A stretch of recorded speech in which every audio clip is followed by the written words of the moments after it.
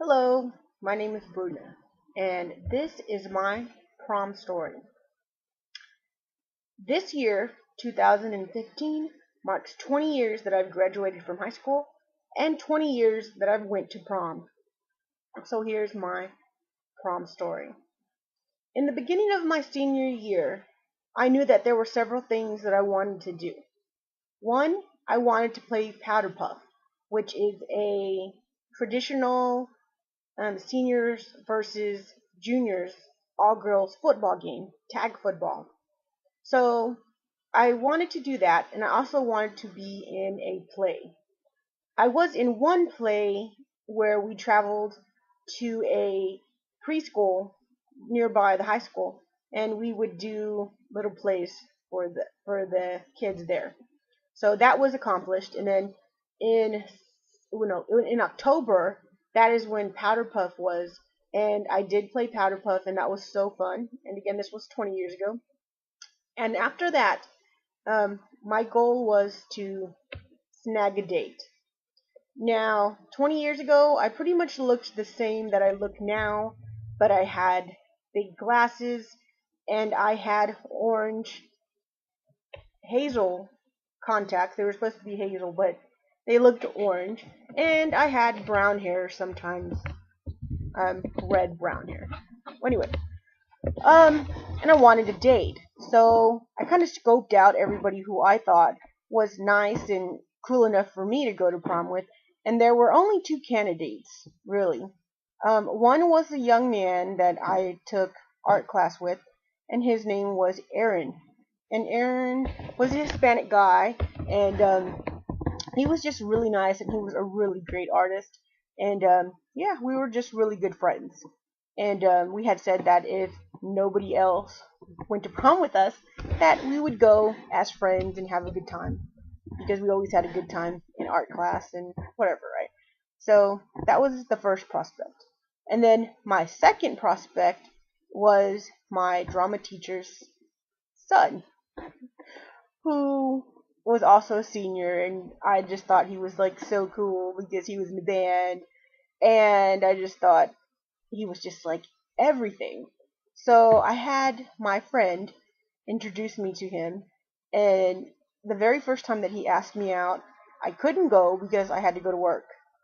But I wanted him to ask me out again, so I went back and I ran down the hall and I said, if he asked me out again, maybe I could go. Well, um, we talked on the phone a few times, and we didn't really date, but we went out. We went out twice. So in my head, I was like, he likes me, and he's gonna take me to prom.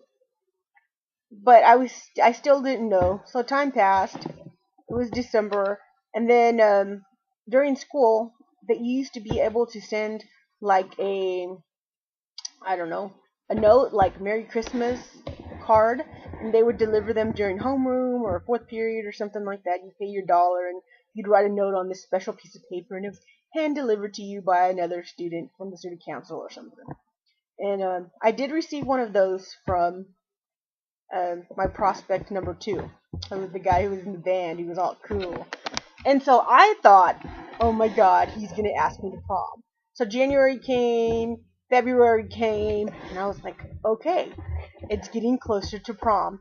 And I still didn't have a prom date, like a 100% prom date. So March came, and, it's like, wow, is somebody going to ask me to prom or what?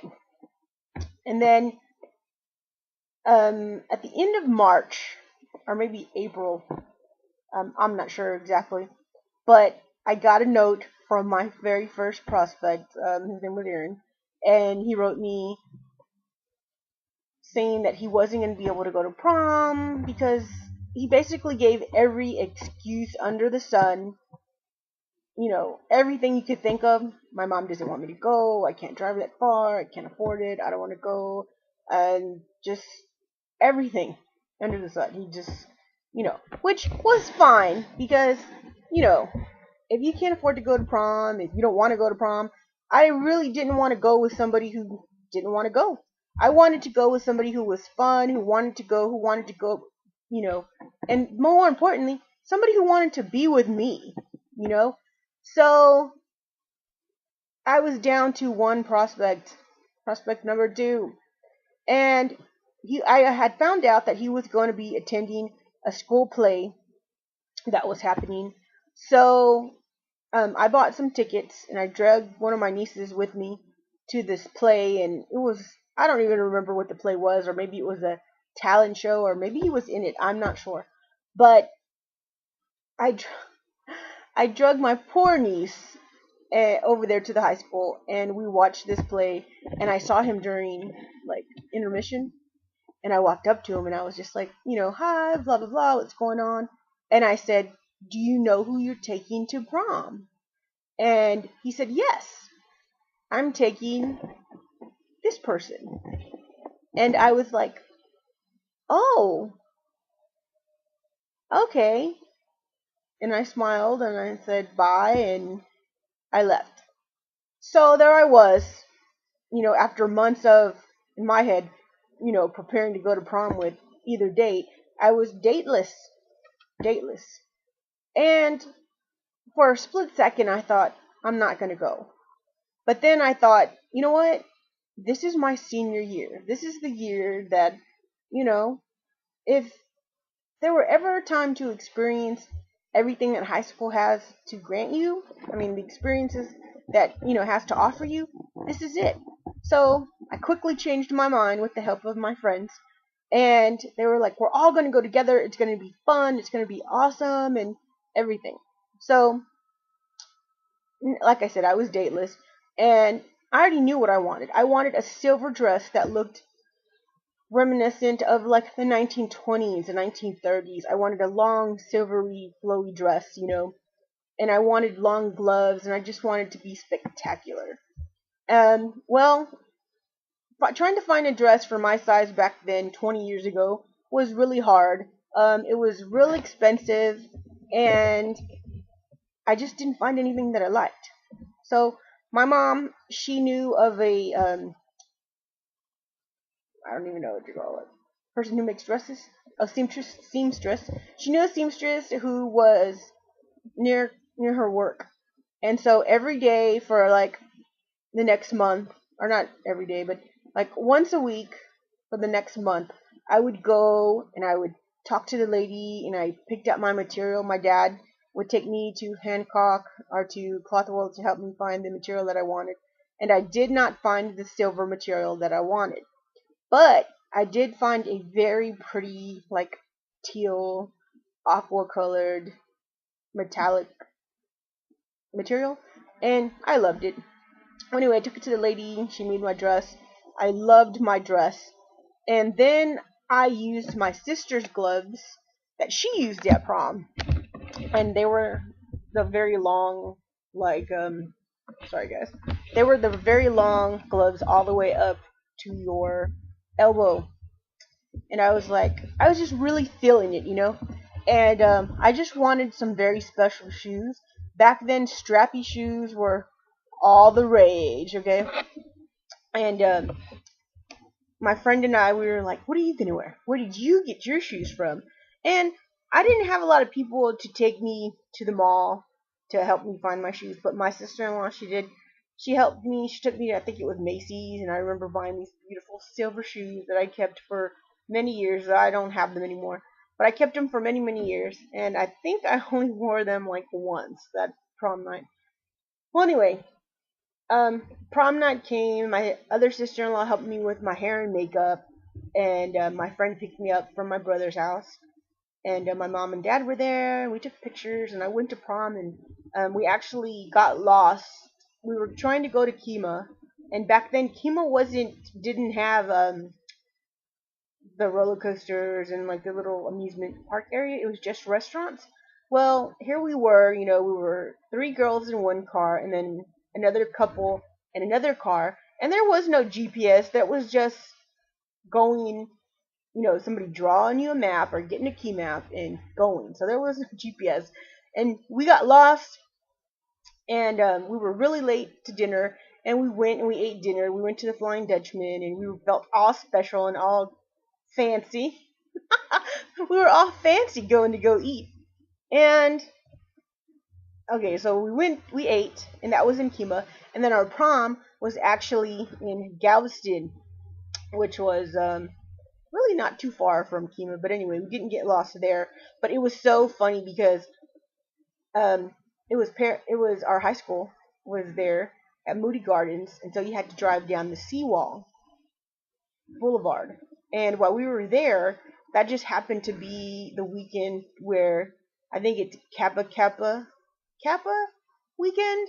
It used to be. It's a big like college spring break type thing that happened or used to happen in Galveston, and it was so funny because we were cruising. We were going like 1 or 2 miles an hour down the seawall because there was traffic bumper to bumper, and we were so slow that somebody was actually able to reach in the car and touch my hair and say, "Hey, girl," and yeah, that was scary yet funny. Anyway, we get to prom, and we get our tickets, and we give them their tickets, and we sign up, and we're like, oh my god, and we go and we take pictures with everybody because back then all you had was the disposable cameras, and I remember counting down. Like there were specific people that I wanted pictures with, and if other random people were like, "Let me take a picture with you," and I would have to tell them no because I only had like 25 films or 26 films, and that was it.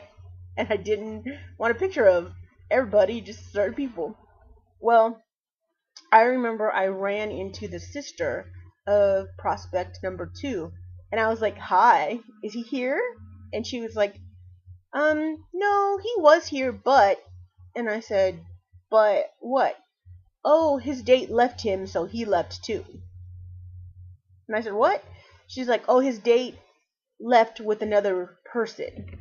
So he came with the girl, and that girl left him at prom with another date."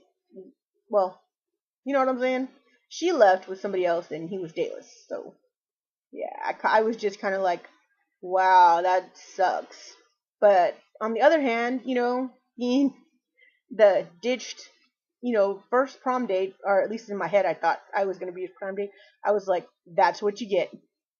Anyway, I enjoyed my night, and after prom, I wound up in a hotel, and they had alcohol, and I drank, and I got drunk, and then I got dropped off at my brother's house, and went to sleep. But then later on, when I went back to school that following week, it was so funny because the guy that was supposed to take me to prom, the guy that I thought he was going to take me to prom, prospect number 2, um, not only did he get, I don't even know, that's not stirred up, but that's just jacked up. The girl left him at prom and, was with another guy, or left with another guy. So not only did his prom date leave him, his car got towed because he had parked in the wrong parking lot. And that, that's not nice, but it sure did make me laugh, and it sure was funny to me. And I had a good time at prom, and, you know, I did it all without a date. I went with friends, and I was with friends who I trusted, and it was fun. So if you don't have a date for prom, that doesn't mean anything. I mean, I know you probably, like I said, I planned for months, basically my whole senior year, that I was gonna have a date for prom, and I didn't. But I had a good time anyway, and I have lots of pictures and great memories, and oh, it was just awesome. So everybody who's graduating this year from the class of 2015, I hope you guys go to prom, have a good time, and don't let nobody ruin your good time. You go and you do what you want to do and have a good time. And that's it. And today's day is April 16th, 2015.